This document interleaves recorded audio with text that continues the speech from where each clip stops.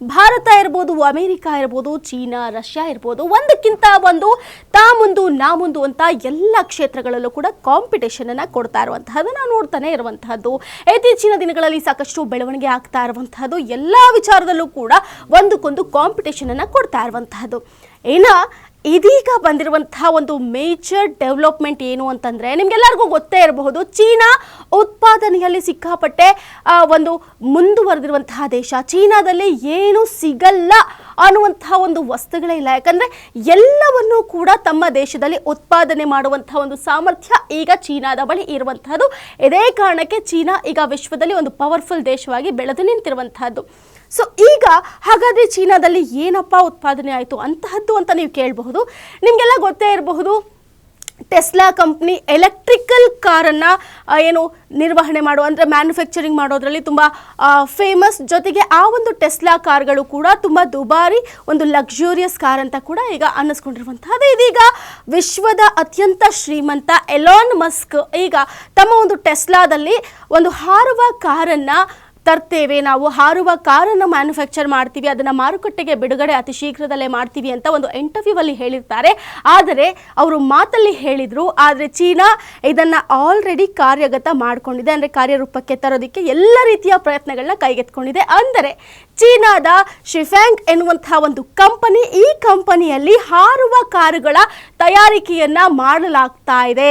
ಇನ್ನು 2026 ಅಥವಾ 27 ಇನ್ನು 1-2-3 ವರ್ಷಗಳಲ್ಲಿ ಈ ಕಾರು ಮಾರುಕಟ್ಟೆಗೆ ಬರಲಿದೆ ಅನ್ನುವಂತಹ ಒಂದು ಮಾಹಿತಿಯನ್ನು, ಅಂದರೆ ಈ ಕಾರಿನ ಒಂದು ಉತ್ಪಾದಕ ಪ್ರಾಡಕ್ಟ್ಸ್ಗಳೇನಿರುತ್ತೆ ಅದು ಮಾರುಕಟ್ಟೆಗೆ ಬರುತ್ತೆ ಇನ್ನೊಂದು 2-3 ವರ್ಷಗಳಲ್ಲಿ ಅಂತ ಹೇಳಲಾಗ್ತಿದೆ. ನೆಕ್ಸ್ಟ್ ತಲೆಮಾರಿನವರಿಗೆ ಹಾರುವ ಕಾರು ಬಹುತೇಕ ಸಿಗಲಿದೆ ಮಾರ್ಕೆಟಲ್ಲಿ ಅನ್ನುವಂಥ ಒಂದು ಮಾತುಗಳು ಈಗ ಕೇಳಿ ಬರ್ತಿದೆ. ಹಾಗಾದರೆ ಅಮೆರಿಕಾಗೆ ಟಕ್ಕರ್ ಕೊಟ್ಟಿದೆ ಚೀನಾ. ಯಾಕಂತಂದರೆ ಎಲಾನ್ ಮಸ್ಕ್ ಅವರ ಟೆಸ್ಲಾ ಕಂಪನಿ ಜೊತೆಗೆ ಅಮೆರಿಕಾದ ಬಹುತೇಕ ಕಂಪನಿಗಳು ಕೂಡ ಈ ಒಂದು ಹಾರುವ ಒಂದು ಕಾರಿನ ಮೇಲೆ ಕಾರ್ಯವನ್ನು ಮಾಡ್ತಾ ಇರುವಂತಹದ್ದು. ಬಟ್ ಈಗ ಆಲ್ರೆಡಿ ಚೀನಾ ಕಾಂಪಿಟೇಷನ್ ಕೊಡೋದಕ್ಕೆ ನಿಂತ್ಕೊಬಿಟ್ಟಿದೆ. ಹಾಗಾದರೆ ಯಾವ ಕಂಪನಿ, ಯಾವ ಒಂದು ಮಾದರಿಯಲ್ಲಿ ಈ ಒಂದು ಕಾರು ತಯಾರಾಗುತ್ತೆ ಅನ್ನೋದನ್ನ ನೋಡ್ತಾ ಹೋಗೋದಾದ್ರೆ, ಶಿಫ್ಯಾಂಗ್ ಏರ್ಹೋಟ್ ಅನ್ನುವಂತಹ ಒಂದು ಕಾರನ್ನ ಈಗ ಚೀನಾದ ವಿದ್ಯುತ್ ಚಾಲಿತ ಕಾರುಗಳ ತಯಾರಿಕಾ ಕಂಪನಿ ಇದನ್ನ ತಯಾರಿಸ್ತಾ ಇರುವಂತಹದ್ದು. ಶಿಫ್ಯಾಂಗ್ ಅನ್ನುವಂತಹ ಒಂದು ಕಂಪನಿ ಸೋಮವಾರದಿಂದ ಇದರ ಒಂದು ತಯಾರಿಕೆ, ಅಂದ್ರೆ ಇವತ್ತಿನಿಂದ ಇದರ ಒಂದು ತಯಾರಿಕೆ ಆರಂಭ ಆಗಿದೆ. ಇಂತಹ ಹಾರುವ ಕಾರುಗಳನ್ನ ಬಿಡುಗಡೆ ಮಾಡೋದಾಗಿ ಹೇಳ್ಕೊಂಡಿದ್ದಂತಹ ಒಂದು ಟೆಸ್ಲಾ ಕಂಪನಿಗೆ ಇಲ್ಲಿ ಟೆಸ್ಲಾ ಕಂಪನಿಗಿಂತ ಒಂದು ಹೆಜ್ಜೆ ಮುಂದೆ ಇಟ್ಟಿದೆ ಚೀನಾದ ಶಿಫ್ಯಾಂಗ್ ಕಂಪನಿ ಅಂತ ಹೇಳ್ಬೋದು. ಚೀನಾದ ಗೋಂಗ್ಸೋ ಅನ್ನುವಂಥ ಒಂದು ಪ್ರಾಂತ್ಯದಲ್ಲಿ ಹಾಂಗ್ಪು ಜಿಲ್ಲೆಯಲ್ಲಿ ಶಿಫ್ಯಾಂಗ್ನ ತಯಾರಿಕಾ ಘಟಕ ಇದೆ. 1.20 ಲಕ್ಷ ಚದರ ಮೀಟರ್ ವ್ಯಾಪ್ತಿಯಲ್ಲಿ ಈ ಒಂದು ತಯಾರಿಕಾ ಘಟಕ ಇರುವಂತಹದ್ದು. ಸೊ ಇಲ್ಲಿ ಒಂದು ನೆಲದಿಂದ ಬೇರ್ಪಟ್ಟು ಹಾರುವಂತಹ ಒಂದು ಕಾರುಗಳ ಉತ್ಪಾದನೆ ಆಗತ್ತೆ ಅನ್ನುವಂಥ ಒಂದು ಮಾತುಗಳು ಈಗ ಒಂದು ಮಾಹಿತಿಯನ್ನು ಹೊರಗಡೆ ಹಾಕಿರುವಂತಹದ್ದು. ಇನ್ನು ಈ ಘಟಕ ವಾರ್ಷಿಕವಾಗಿ 10,000 ಹಾರುವ ಕಾರುಗಳನ್ನು ತಯಾರು ಮಾಡುವಂಥ ಒಂದು ಸಾಮರ್ಥ್ಯ ಹೊಂದಿರುವಂತಹದ್ದು. ಆರಂಭದಲ್ಲಿ 5,000 ಕಾರ್ಗಳನ್ನು ಇವರು ಮಾರುಕಟ್ಟೆಗೆ ಬಿಡ್ತಾರೆ. ಅದಾದ ನಂತರದಲ್ಲಿ ಅದಕ್ಕಿರುವಂತಹ ಒಂದು ಡಿಮ್ಯಾಂಡನ್ನು ನೋಡಿಕೊಂಡು ಆ ಒಂದು ಉತ್ಪಾದನಾ ಸಾಮರ್ಥ್ಯವನ್ನು ಹೆಚ್ಚಿಸ್ತಾರೆ. ಜೊತೆಗೆ ಒಂದು ಪೂರ್ಣ ಪ್ರಮಾಣದಲ್ಲಿ ಕಾರು ತಯಾರಿಕೆ ಆರಂಭ ಆದ ನಂತರದಲ್ಲಿ 30 ನಿಮಿಷಕ್ಕೆ ಒಂದು ಕಾರು ಇಲ್ಲಿ ತಯಾರು ಆಗತ್ತೆ ಅನ್ನುವಂತಹ ಒಂದು ಮಾಹಿತಿ ಇದೆ. ಇನ್ನು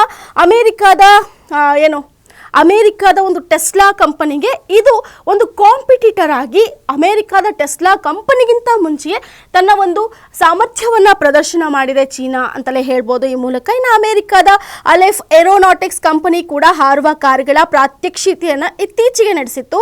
ವಾಣಿಜ್ಯ ತಯಾರಿಕಾ ಶೀಘ್ರವೇ ಆರಂಭಿಸುವುದಾಗಿ ಒಂದು ಸೋಷಿಯಲ್ ಮೀಡಿಯಾದಲ್ಲಿ ಅಧಿಕೃತವಾಗಿ ಮಾಹಿತಿಯನ್ನು ಕೂಡ ಪ್ರಕಟಿಸಿರುತ್ತೆ. ಸುಮಾರು 1 ಶತಕೋಟಿ ಅಮೆರಿಕನ್ ಡಾಲರ್ ಮೊತ್ತದ ಮುಂಗಡ ಕಾಯ್ದಿರಿಸುವಿಕೆಯನ್ನು ಕೂಡ ನಡೆಸಿರುತ್ತೆ ಅಂತ ಕಂಪನಿಯ ಸಿಇಒ ಜಿಮ್ ಡೊಕೋವ್ನಿ ಇತ್ತೀಚೆಗೆ ಹೇಳಿರ್ತಾರೆ, ಆ ಒಂದು ಕಂಪನಿಯ ಸಿಇಒ. ಇನ್ನು ಈಗ ಚೀನಾದಲ್ಲಿ ತಯಾರಾಗ್ತಾ ಇರುವಂಥ ಈ ಹಾರುವ ಕಾರಿನ ಒಂದು ಸಾಮರ್ಥ್ಯ, ಅದರ ಒಂದು ವಿಶೇಷತೆಗಳನ್ನ ನಾವು ನೋಡುವುದಾದರೆ 5.5 ಮೀಟರ್ ಉದ್ದದ ಹಾರುವ ಕಾರಿದು. ಶಿಫ್ಯಾಂಗ್ನ ಉತ್ಪನ್ನ ಬಿಡುಗಡೆ ಮಾಡಿದಾಗಿಂದ ಸುಮಾರು 5,000 ಹಾರುವ ಕಾರುಗಳಿಗೆ ಆಲ್ರೆಡಿ ಬೇಡಿಕೆ ಬಂದಿದೆ ಅಂತ ಹೇಳಲಾಗ್ತಿರುವಂಥದ್ದು. 2026ರಿಂದ ಗ್ರಾಹಕರಿಗೆ ಈ ಒಂದು ಕಾರು ಲಭ್ಯವಾಗಲಿದೆ ಅನ್ನುವಂತಹ ಒಂದು ಮಾಹಿತಿಯನ್ನು ಕೂಡ ಈಗ ನೀಡ್ತಾ ಇರುವಂತಹದ್ದು. ಸೊ ಈ ಕಾರಿಗೆ 6 ಚಕ್ರಗಳಿರುತ್ತೆ. ಇನ್ನು ಇದನ್ನ ಹೊತ್ತೊಯ್ಯೋದಕ್ಕೆ ಮದರ್ಶಿಪ್ ಅನ್ನುವಂತಹ ಒಂದು ವಾಹನ ಕೂಡ ಇರುತ್ತಂತೆ. ಇದರೊಳಗಡೆ ಇರುವಂತಹ ಹಾರುವ ಕಾರು ವಿದ್ಯುತ್ ಚಾಲಿತವಾಗಿದ್ದು ನೆಲದಿಂದ ಹಾರುವ ಮತ್ತೆ ನೆಲಕ್ಕೆ ವಾಪಸ್ ಮರಳುವಂತಹ ಒಂದು ಸಾಮರ್ಥ್ಯವನ್ನ ಹೊಂದಿದೆ. ಶಿಫಾಂಗ್ನ ಇವೋಟಲ್ ಕಾರು ಸ್ವಯಂ ಚಾಲಿತ ಮತ್ತು ಹಸ್ತಚಾಲಿತ ಮಾರಾಟ ಮಾದರಿಯನ್ನ ಕೂಡ ಹೊಂದಿರುವಂತಹದ್ದು. ಅಂದ್ರೆ ಆಟೋಮೆಟಿಕ್ ಆದ್ರೂ ಇರಬಹುದು ಅಥವಾ ಮ್ಯಾನ್ಯುಯಲ್ ಆಗಿ ನಾವು ಡ್ರೈವ್ ಮಾಡುವಂತಹ ಒಂದು ಇದು ಫೆಸಿಲಿಟೀಸ್ ಜೊತೆಗೆ ಒಂದು ಫೀಚರ್ಸ್ ಕೂಡ ಈ ಒಂದು ಕಾರ್ನಲ್ಲಿ ಇಡಲಾಗ್ತಿರುವಂತಹದ್ದು. ಇನ್ನು 5.5 ಮೀಟರ್ ಉದ್ದ ಇರುತ್ತೆ ಈ ಒಂದು ಕಾರು ಅಂತ ಹೇಳಲಾಗ್ತಾ ಇದೆ. ಸೊ ಆಟೋಮೆಟಿಕ್ ಆಗು ಕೂಡ ಅಂದ್ರೆ ಯಾವ ರೀತಿ ಟೆಸ್ಲಾ ವಿದ್ಯುತ್ ಚಾಲಿತ ಕಾರ್ಗಳಲ್ಲಿ ಆಟೋಮೆಟಿಕ್ ಆಗಿ ಚಲಾಯಿಸುವಂತಹ ಒಂದು ಸಾಮರ್ಥ್ಯ ಇದೆ, ಅದೇ ರೀತಿ ಈ ಕಾರ್ಗಳಲ್ಲೂ ಕೂಡ ಇರುತ್ತೆ ಅನ್ನುವಂತಹ ಒಂದು ಮಾಹಿತಿಗಳು ಸಿಗ್ತಾ ಇರುವಂತಹದ್ದು. ಅಂದ್ರೆ ಈ ವರ್ಷದ ಮೊದಲ 8 ತಿಂಗಳಲ್ಲಿ ಚೀನಾದ 50ಕ್ಕೂ ಹೆಚ್ಚು ಇವಿ ಕಂಪನಿಗಳು ಸುಮಾರು 20 ಲಕ್ಷ ಶುದ್ಧ ಎಲೆಕ್ಟ್ರಿಕಲ್ ಕಾರು ಮತ್ತು ಪ್ಲಗ್ ಇನ್ ಹೈಬ್ರಿಡ್ ವಾಹನಗಳನ್ನು ರಫ್ತು ಮಾಡಿರುವಂತಹದ್ದು. ಇನ್ನು ಕಳೆದ ವರ್ಷಕ್ಕೆ ಹೋಲಿಸಿದ್ರೆ ಇದು 51% ಹೆಚ್ಚಳವಾಗಿದೆ. ಸೊ ಈಗ ಚೀನಾ ಮತ್ತೊಮ್ಮೆ ಅಮೇರಿಕಾಗೆ ಒಂದು ಕಾಂಪಿಟೇಷನ್ ಕೊಡ್ತಾ ಇರುವಂತಹದನ್ನ ನಾವು ನೋಡಬಹುದು. ಒಂದು ಲಸಿಕೆ ವಿಚಾರದಲ್ಲಿರಬಹುದು ಅಥವಾ ಯಾವುದೇ ಒಂದು ಕ್ಷೇತ್ರವೇ ಇರಬಹುದು. ಅಮೇರಿಕಾ, ರಷ್ಯಾ, ಚೀನಾ, ಭಾರತ ಈ ಒಂದು ದೇಶಗಳ ನಡುವೆ ಅಥವಾ ಒಂದು ಟಾಪ್ ಕಂಟ್ರೀಸ್ ಅಂತ ಏನು ಕರಿತೀವಿ, ಪವರ್ಫುಲ್ ಕಂಟ್ರೀಸ್ ಅಂತ ಏನು ಕರಿತೀವಿ, ಅವುಗಳ ನಡುವೆ ಒಂದು ಕಾಂಪಿಟೇಷನ್ ಇದ್ದೇ ಇರುತ್ತೆ. ಈಗ ಚೀನಾ ಅಮೇರಿಕಾಗಿಂತ ಒಂದು ಹೆಜ್ಜೆ ಮುಂದೆ ಇಟ್ಟಿದೆ ಅಂತಲೇ ಹೇಳ್ಬೋದು. ಈ ಒಂದು ಹಾರುವ ಕಾರನ್ನ ಅಮೇರಿಕಾದ ಟೆಸ್ಲಾ ಕಂಪನಿಗಿಂತ ಮುಂಚೆ ಇವರೇ ಈಗ ಲಾಂಚ್ ಮಾಡುವಂತಹ ಲಕ್ಷಣಗಳು ಕಾಣಿಸ್ತಾ ಇದೆ.